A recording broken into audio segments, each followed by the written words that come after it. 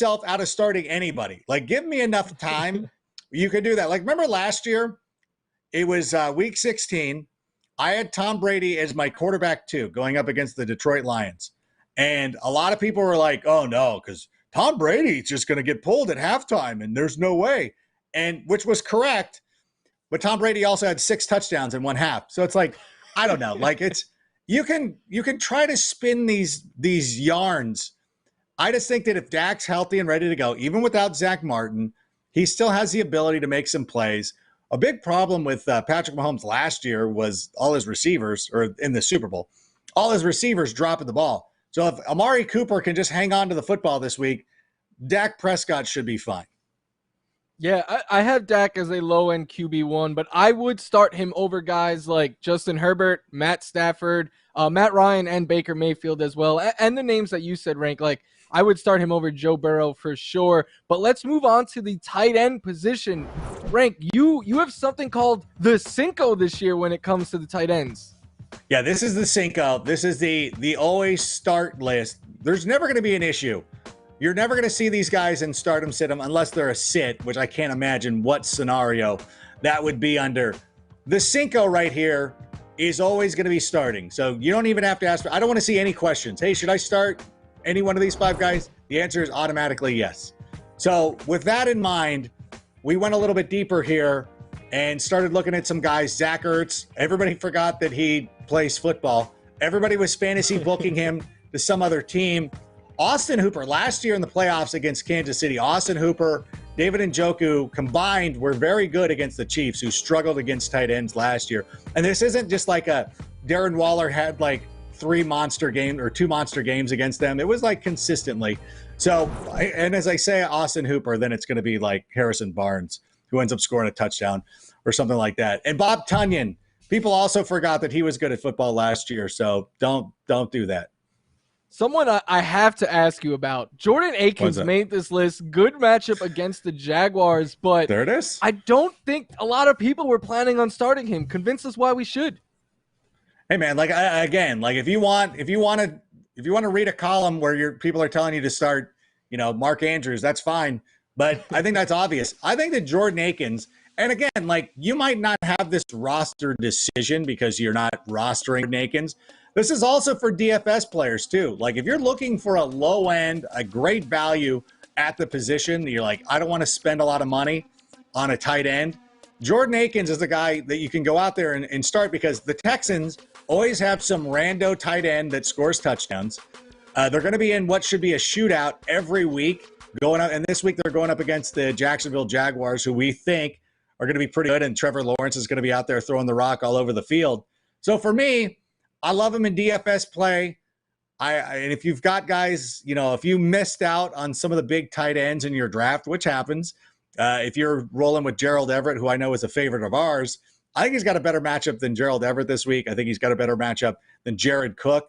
Jared Cook, like the Washington FT has been, the Washington FT has been so solid against tight ends. Like last year, Mark Andrews had like 90 points in a game against the FT. And if you took that game away, they were so dominant against tight ends. So I don't want to start Jared Cook. So there it is. And Ferkser.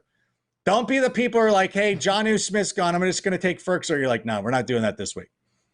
Start Jordan Akins. You heard it here first. But up next, we're diving into the running back and wide receiver positions. Find out which players Rank says are about to go John Wick on your opponents. Another movie reference I don't get. Stay tuned for more.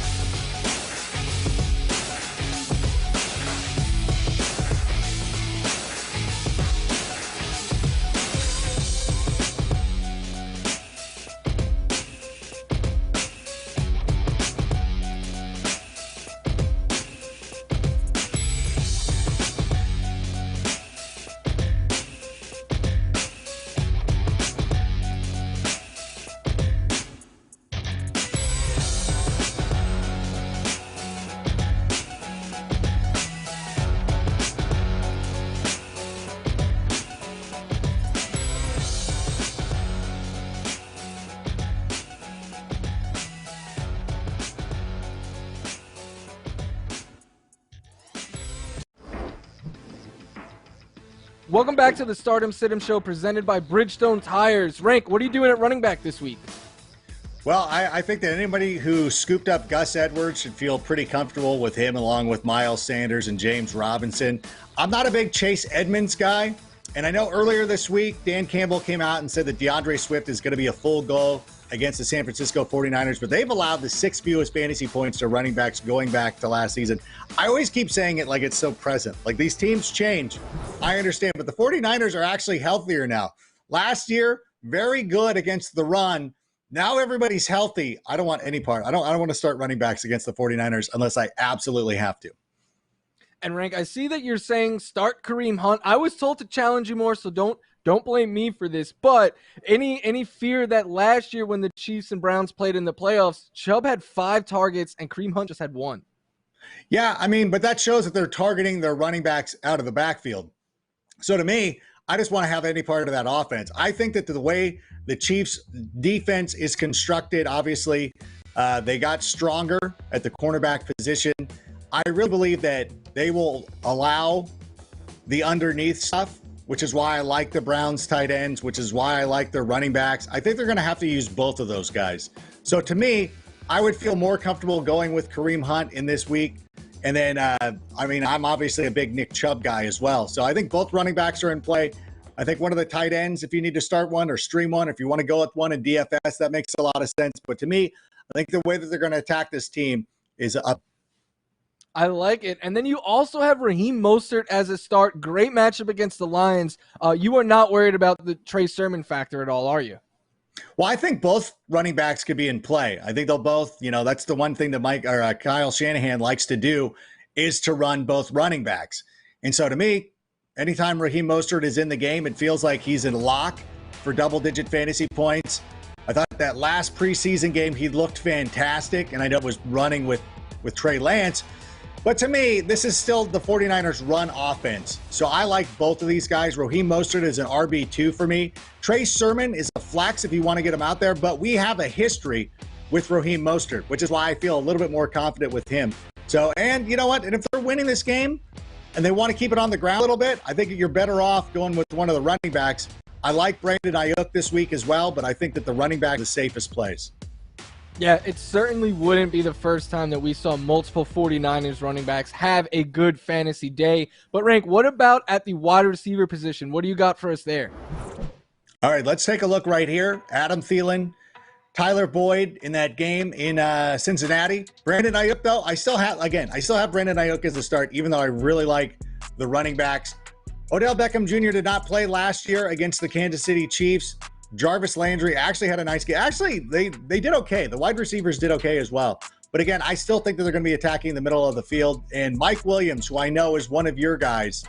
But no, dude, I can't wait for you to be so chagrined when Josh Palmer ends up being the number 2 wide receiver for the Los Angeles Chargers. I would be very sad if that ends up happening. But I will say I don't love Williams this week either. I agree with you. He is a sit-'em. One that I also very much so agree with you is Robbie Anderson is a start this week. And Rank, I want you to explain why you think that. And also, I think we need to come up with a name for when it's a double revenge game because that's what we got here.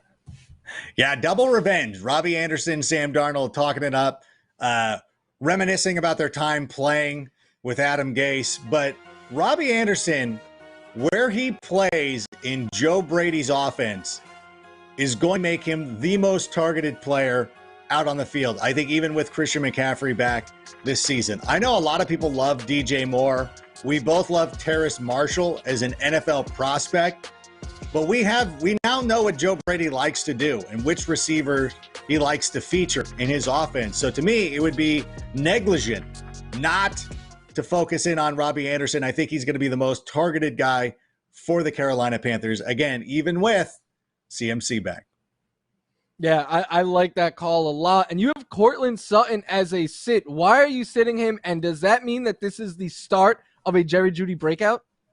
Well, yes and no. I think that people need to understand that the Giants are going to be one of the toughest matchups for opposing wide receivers this season. And a big reason why is James Bradbury. And I'm really interested to see how this works out. Now, I know going into this game, Pro Football Focus thinks that Bradbury's going to be about a 50-50 split on him and Jerry Jeudy. Talking about Courtland Sutton there. I'm going to be curious. I'm going to watch this one very closely because I think that this could be a huge key in determining which way NFL teams feel is the best. Well, I guess what I should say is like we'll get a good indication of who defensive coordinators think is the best wide receiver on the Denver Broncos. Because if James Bradbury is focusing most of his attention on Jerry Jeudy, then I think we know going forward, he's going to end up drawing most of the coverage. If they put him on Courtland Sutton, then I think it's like, okay, well, then they must feel like Courtland Sutton is the guy that they have to shut down. So a lot of times these defensive coordinators will give us the answers that we're looking forward to. And of course, like if you don't have Game Pass, which you should, we'll be looking at this. Like Mike and I will be looking at this for you. Like we'll tell you next week. But I did want to get that out there. So we like Jerry Jeudy, but I think what I wanted out mostly this week is that the Giants secondary is no joke. And if James Bradbury had just signed with Washington, that team might go to the Super Bowl. Like, oh, like you picked the Giants? Why? Why would you do that? Should have picked Washington. You would have played with your former coach. Maybe he doesn't like Ron Rivera. I don't know. I don't know the man. But yeah, so that's what I'm saying there. I don't know the man either, but Rank, I would certainly be here for a Jerry Jeudy breakout season. But coming up, it wouldn't be a Stardom Situm show without our top starts of the week.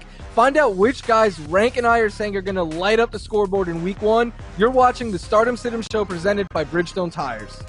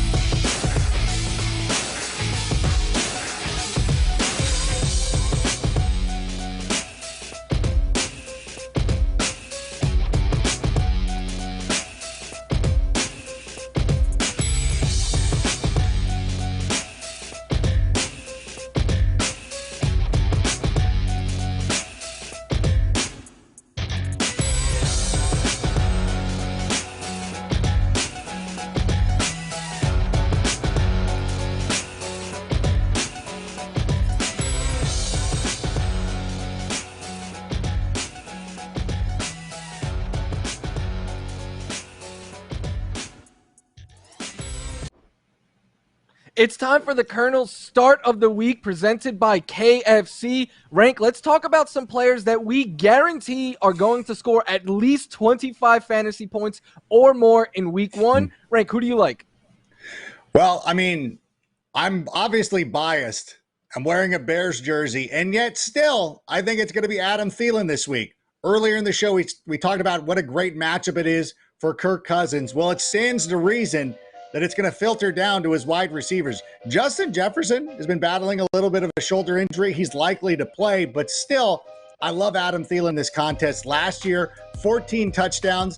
He might regress from that number, but that's okay. I think he's going to have a lot of opportunities going up against Eli Apple this week. So to me, you know, a lot of people slept on Adam Thielen during the offseason. People weren't drafting him for whatever reason. He is still a solid receiver. I'm going to start him this week. I think he's going to end up top 5 at least in fantasy this season or this week. I was one of those people sleeping on him in drafts, so I will feel pretty silly watching him go off in week one. I think Jalen Hurts against the Atlanta Falcons is going to go off in this matchup. Last season, he was averaging 23 fantasy points per game as a starter, so he just needs a little bit more to get to 25. Plus, he rushed for over 60 yards in all three of his starts, so that's 6 fantasy points right there before he even starts throwing the ball. Add in that he could get a couple of rushing touchdowns with his legs. And then the Falcons are just a good matchup. They allowed the second most fantasy points to quarterbacks last year. And Rank, we've already discussed that this could be a high-scoring affair in this one. So I like Hurts. I know you like Ertz. I'm with you there. We like Devontae Smith. So go Eagles this week. But Rank, let's check out the rest of your stardom and situms. Who do you got at the kicker position? Okay, I will say, though, A.J. Terrell is actually looking pretty good for the Atlanta Falcons. If he ends up shadowing Devonta Smith, I think that could be in a big Jalen Reagor game. Just throwing it out there. And you'll see the stardom kickers. Anybody who read my column on Wednesday morning, you'll see I had Will Lutz in there on accident. I'm so sorry. That's the kickers are the first thing that I do because I always want to get them out of the way. I wrote it on Monday morning. He was put on IR Monday afternoon. I messed up. Aldrick Rosas is actually a good start as well. But obviously I got my guys Young Wei and Rodrigo out there. The stardom defenses, I love the Packers this week, and this is not a shot at Jameis Winston. This is not a shot at him. The Packers defense is actually very good, and it pains me to say that. Listen, I'm talking about Adam Thielen. I'm promoting the Packers defense. I don't feel good right now. I don't feel good about my life's choices at the moment, but I'm sitting here because it's a kind of a Hippocratic oath that I have to deliver to you the most pertinent information, and the Packers defense is good. I'm sorry, Mike. I had to say it. No, I was gonna say you're wearing a Bears hat and jersey here, talking up Packers and Vikings. I mean, hey, you can't knock the fantasy analyst. Rank is telling you who to start, regardless of his fandom. So make sure to go out there and get the Packers defense going up against Winston and the Saints in your lineup, and also be sure to watch Rank, Kimmy, Marcus, and myself Sunday mornings on NFL Fantasy Game Day. We're talking you all the way until kickoff with the latest news, top starts, sits, and more. You can check it out on the NFL Fantasy app, the NFL.com, Facebook, or YouTube. But Rank, before we say goodbye to the good people, do you have any parting words for week one? Sit Andy Dalton. That's just for Matt Nagy. That's the only one. That's it. I mean, we know Matt Nagy is watching this, so Matt Nagy, listen to Mr. Rank, get fan. Justin Fields. Yeah, get Justin Fields out there. And for everyone else, thank you for watching the Stardom Situm Show presented by Bridgestone Tires. Good luck this season, and stick with us. We'll help you get that championship.